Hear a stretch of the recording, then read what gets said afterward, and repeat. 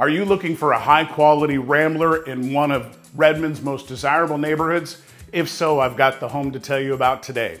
Hi, I'm Tony Meyer with Windermere Real Estate. As the English Hill area's top-selling broker for the last 17 years, I'm pleased to present you a gorgeous home. This home was built by Buchan, and we're in the neighborhood of Sheffield. We're just about a half a block north of Sunrise Elementary.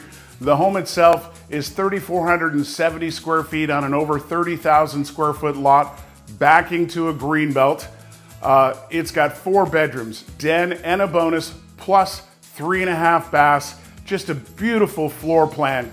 The home has got some fabulous updates throughout, refinished hardwood floors, fresh paint, new carpet in areas. But check out this kitchen. It's been recently painted. We got granite countertops, stainless steel appliances.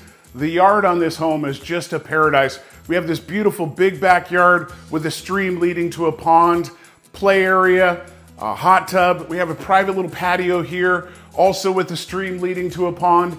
This property is meticulously maintained and just a gorgeous home. I know you're gonna love it.